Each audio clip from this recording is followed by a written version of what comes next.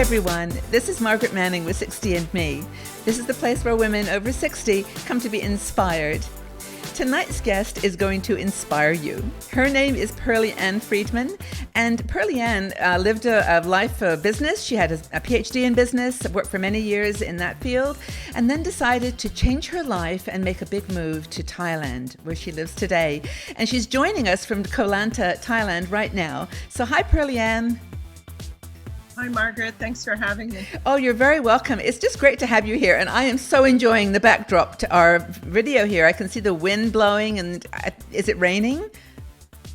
It's just drizzling now. Yeah. Might rain a little stronger in a minute. This is the thing I love about our conversations. We've done a couple of other videos and it's like, I never know what's going to happen.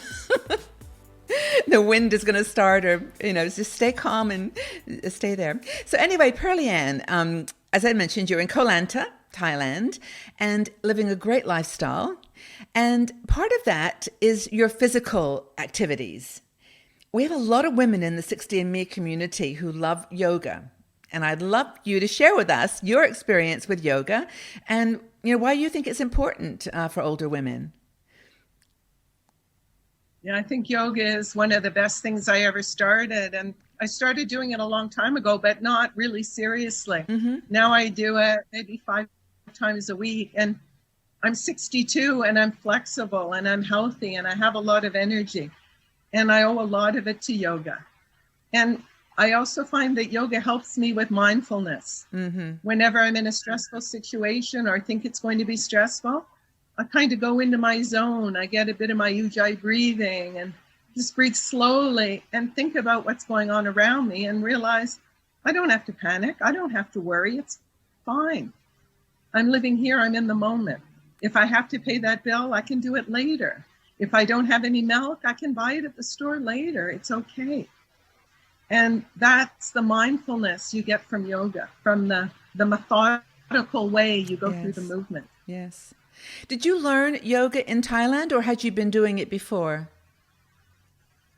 I started doing it maybe 20 years ago. Uh-huh. I'm a runner and I was always injured. And actually an older cousin of mine convinced me to start yoga. And I did. And I could all of a sudden not go to the chiropractor, not go to the muscle massage person. Mm-hmm. So it started helping my flexibility. Now, I was in my late 40s then. Mm-hmm. So I did start it very late. So you talked about the physical benefits of yoga. And do you do hatha yoga, like it's very physical, very, strong, or is it more gentle yoga? Well, I try and do all types of yoga. And if I have friends doing it with me, I try and make sure that it's something they can do. Because what you don't want in yoga is to make people feel that they aren't adequate or it's a challenge, because yoga isn't about performance. It's about the process of doing it. Mm-hmm. So sometimes I'll do yin yoga, which is gentle yoga, and you hold the pose for a long time. Hatha yoga I look at as sort of the normal movements. Mm-hmm. And if I'm feeling really energetic, especially when I'm alone, I'll do Ashtanga yoga. So it's more, I'm looking more at improving my strength or keeping my strength. Right. So I do a balance so that I can reap the benefits of all the different kinds of yoga. Well, it's great that you're so self-aware. And I think this is another thing that I think yoga does for you. It really connects you to your body and knows when you need strong, another time you might need more gentle. And in fact, we have with 60andMe a series of yoga videos that were recorded in Bali.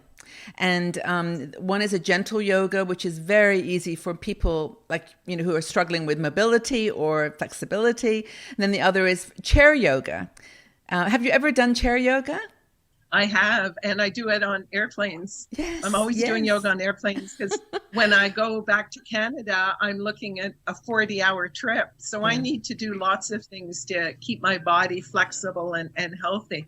Chair yoga is interesting because you're still working the muscles. Yes. So it's not easy or a cop-out. You're still working your glutes and your arms and your neck, and it's gaining more and more popularity, I think. Well, we spend most of our lives sitting, right? I'm sitting right now, you're sitting. It's a perfect position. to just stop for a minute and take 10 minutes out of your office day. And you're absolutely right, though. It's not easy.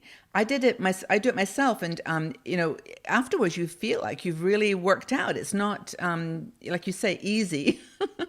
So I'm glad that you can validate that. But it sounds like you've really built yoga into your lifestyle.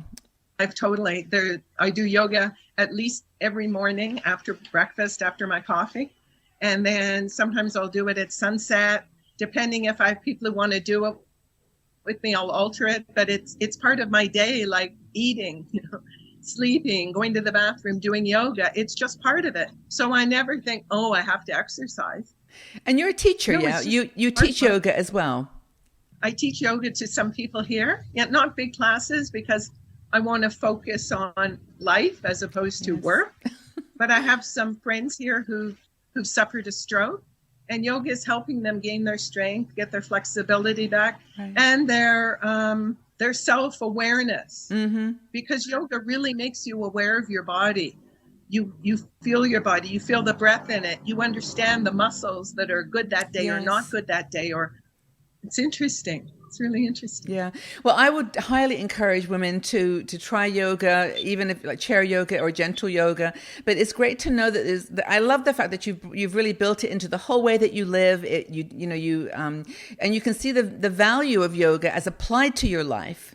When you get a panic, you're out of something, or you have an emergency, it gives you like a center to go to. So. And it gives you an inner strength, because I'm always saying, bring it on. Bring it on. I can handle whatever it is. I've got the tools. I've got the tools. Yeah. And the tools are here. Yes. I've put them here. And here, I believe in myself. I believe in my body and my mind. I'm 62 and getting frail. No way. Well, I mean, regardless of age, I think you're fantastic. I love your energy and your passion. And I'd like to make sure people know that you have a website. It's called thehappycat.ca, yes? Yep. Thehappycat.ca. Because why are we calling it Happy Cat? I've always looked at myself as happy, and I love cats. And a few years ago, I went through cancer. And I always said to myself, I'm going to beat this. I'm the happy cat and I'm alive. So that has stayed with me. And whenever I was too stressed, I always go back to yoga. I'm calm. I'm going to get calm. So now I call my villa here Happy Cat Villa Om. So I just tie my life all together. My life is like a package, my package. And you own it, and you are just shining. Even though you're in a bit of shadow, you are shining through. It's wonderful to chat with you, Pearly Ann. You've been a huge inspiration to me personally. Check out, everyone who's watching, check out Pearly Ann's website. It's got some great articles, a lot about Koh Lanta and where she lives in Thailand, if that's interesting to you. And thanks again, Pearly Ann, for being here.